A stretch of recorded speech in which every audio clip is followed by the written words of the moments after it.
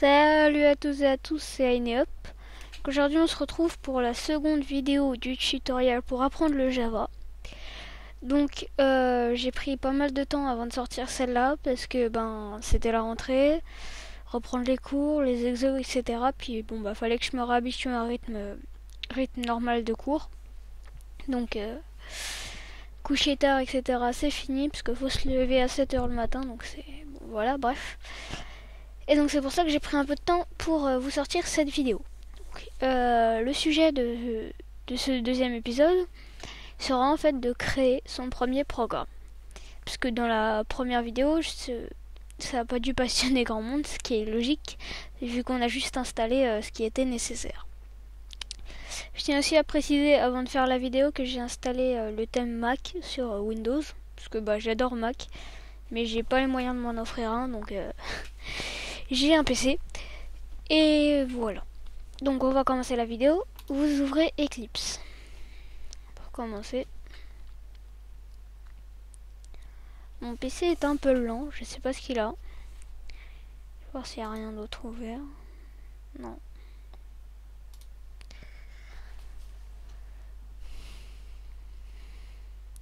Donc pour le premier programme qu'on va créer, ça va être un programme très simple. On va voir si on fait juste un Hello World ou si je vous explique un peu plus. Ouais, je pense que ça sera juste un... Oh, je suis encore dans le truc de Minecraft. Désolé. Tuto Java.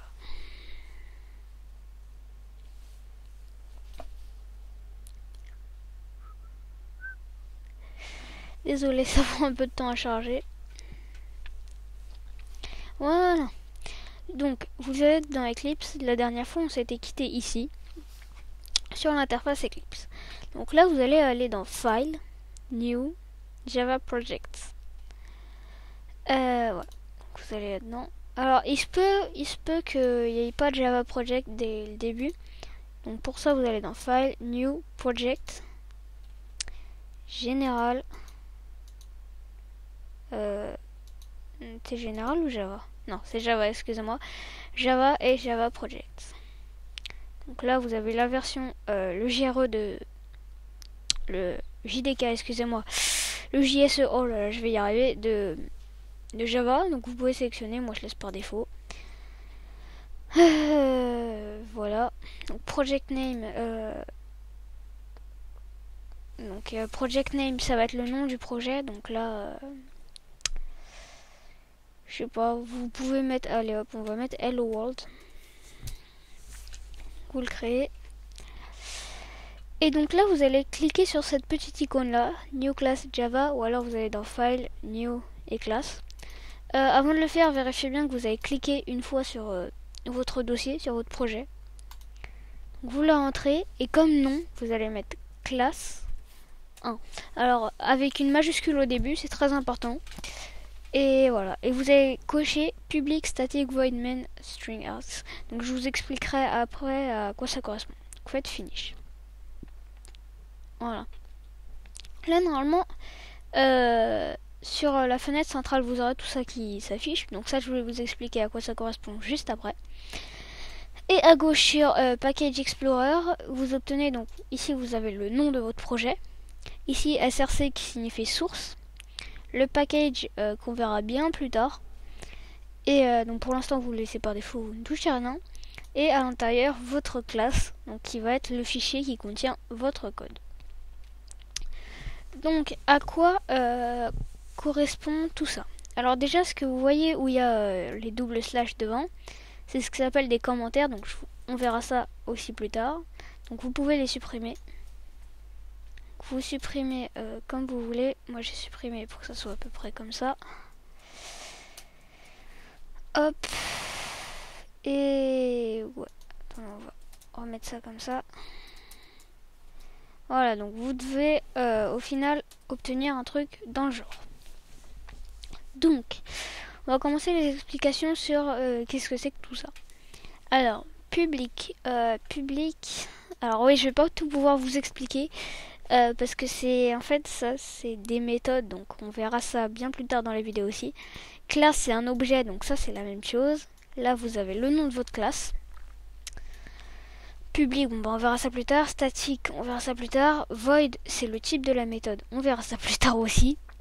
Et main, en fait, pour ceux qui font de la programmation d'autres types, vous devez savoir ce que c'est. C'est la fonction, en gros, de base, qui dit votre... Enfin, c'est la fonction principale du programme. Parce qu'on verra plus tard qu'on peut créer des... Par exemple, bon, pour la plupart des gens qui connaissent ma chaîne connaissent Minecraft.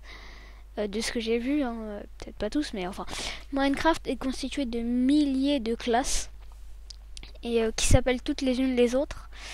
Et la main, c'est la principale, qui va, en fait, ça se trouve, vous verrez plus tard que quand on fera des interfaces graphiques, on va créer par exemple 3-4 autres classes, et la main, donc celle-là, enfin la classe 1, là qu'on a appelé comme ça, va contenir juste une ligne de code. Enfin, si on compte pas celle-là. Et cette ligne de code va appeler les autres classes. Enfin bref. Pour l'instant, on n'y est pas encore. Et je veux pas... J'aurais peut-être pas dû vous dire tout ça pour pas vous embrouiller. Donc oubliez un peu ce que je viens de dire et puis voilà. Donc string et arcs, c'est ce qui vous permet de mettre des chaînes de caractères. Ouais, pareil. Je vais pas vous embrouiller avec tout ça. On verra ça plus tard. Donc on va taper notre première ligne de code. Donc ça va être système, comme ceci. Alors, faut savoir un truc, c'est qu'en programmation, les majuscules et les minuscules sont très importants. Si je mets système comme ça, ou système comme ça, c'est pas du tout la même chose. Faut bien comprendre ça.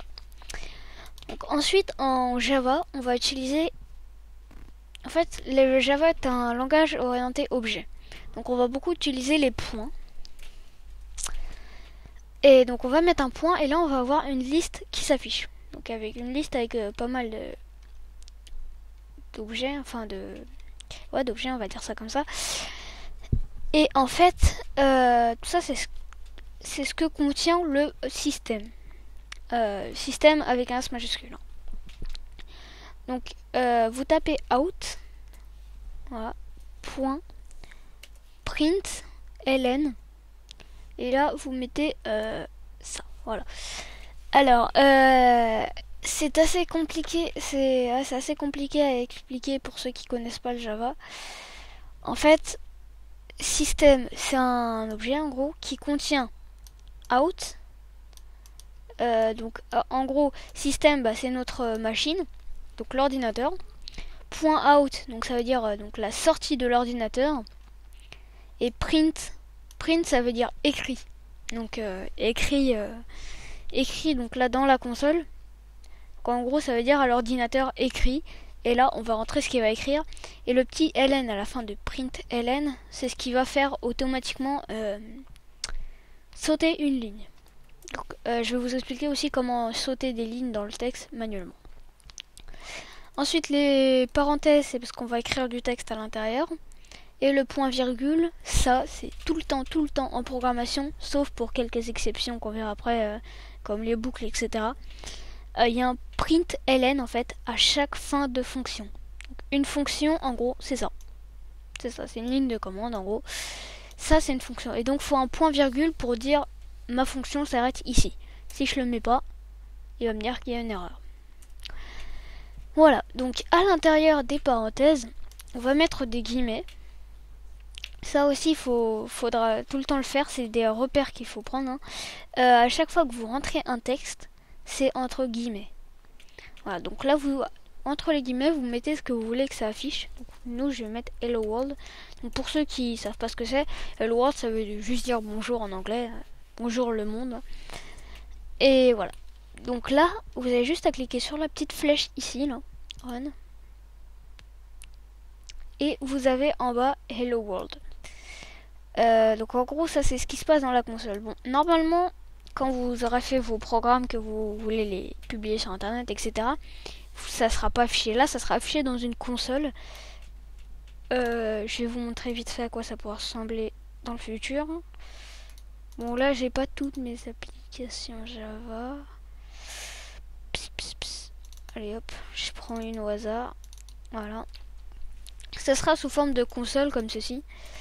Bon là d'ailleurs c'est un petit exemple de ce qu'on pourra faire plus tard. Voilà. une petite calculatrice comme ça, simple. Donc vous voyez, ça sera sous forme de console comme ceci. Mais là, Eclipse, donc l'IDE, va nous simplifier la vie et l'afficher ici. Donc voilà, donc là on a fait notre premier programme, Hello World. Et je pense qu'on va s'arrêter sur ça. Et voilà. Ouais, non, on va peut-être pas s'arrêter sur ça. Niveau de la programmation, si. Parce que je vais vous faire une deuxième vidéo. Là, je vais direct enchaîner avec une deuxième vidéo. Petit truc. Quand vous cliquez là, il se peut que ça vous affiche une fenêtre. Attendez, moi je vais voir si... hop. Voilà. Une fenêtre comme ceci. Ça vous dit tout simplement que vous n'avez pas sauvegardé votre projet. Donc vous sauvegardez. Enfin, vous cliquez sur OK, donc là ça va le sauvegarder et le lancer. Sinon, si vous voulez que ça sauvegarde que quelques classes en question, vous laissez cocher que les classes que vous voulez que ça sauvegarde. Et si vous voulez que ça fasse ça automatiquement à chaque fois que vous cliquez sur Play et que vous n'avez pas à sélectionner, à faire OK, vous cliquez sur Always Save Resources Before Launching. Donc en gros, ça va sauvegarder toutes vos classes avant de lancer le projet. Et vous faites OK.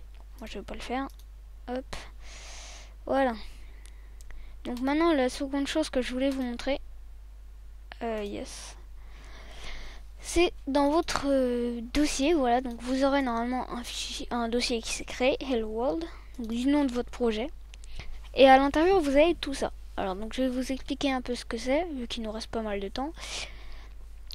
.safing, ça vous en occupez pas. C'est un fichier que Eclipse a créé. Bin, c'est le fichier. Ah ouais, ça aussi, il faut que je vais vous expliquer ça là. Source et tout. Bon, alors, ces fichiers-là, là, .project, c'est si vous voulez. Si vous avez supprimé votre fichier, votre projet d'Eclipse et vous voulez le réutiliser, c'est ce projet qui a sauvegardé en fait toutes vos classes, etc. Le .class pass, c'est un fichier pour Eclipse, etc. Et donc à l'intérieur, en fait, dans le dossier source, on va avoir notre fichier classe1.java, puisque bon là j'ai utilisé Eclipse, mais on peut tout aussi bien le faire comme ceci. Donc là si je regarde, hop, voilà, on obtient ce qu'on a écrit dans Eclipse. Ensuite, à l'intérieur du dossier bin, vous avez un fichier classe1.class. Alors qu'est-ce que c'est que ça? En fait, comme la plupart des gros langages, on va dire ça, notre code a besoin d'être compilé. Vous vous doutez bien qu'il ne se lance pas comme ça. Les seuls langages, on va dire, qui se lancent comme ça, c'est les scripts, genre Python, Perl, etc., qui n'ont pas besoin d'être compilés. Mais bon, en Java, on compile. En fait, vous avez le fichier source, qui est le fichier .source.src. Enfin non, le fichier source qui est le fichier .java, autant pour moi, désolé. Et quand vous pilez, vous obtenez le .class. Donc ce fichier-là, en fait, est un fichier inutilisable, comme ceci. Mais après, avec Windows ou quoi que ce soit, on pourra l'exécuter, comme je vais faire ici. Hop. Là, je vous montre pas vraiment, je vais pas vous expliquer ce que je fais parce que bon, si vous voulez, dites-moi dans les commentaires si vous voulez que je vous explique, mais pour l'instant, c'est pas important.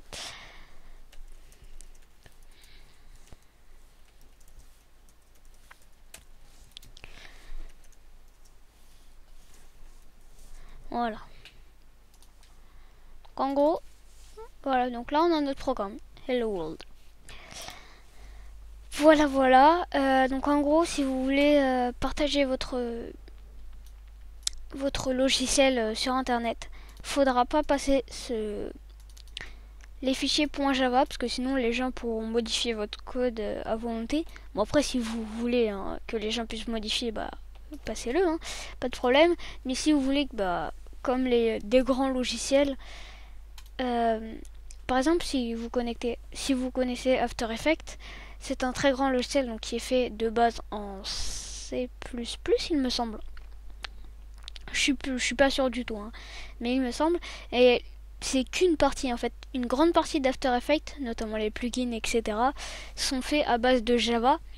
Et donc on peut voir ces classes-là, mais on peut pas les utiliser. Vous voyez, c'est pas un... Si on regarde, voilà ce que c'est, quoi. c'est impossible d'utiliser un truc comme ça. Donc voilà. Je pense que j'ai à peu près tout dit pour ce premier épisode. Donc dans le deuxième épisode, on verra les variables. Allez, salut à tous.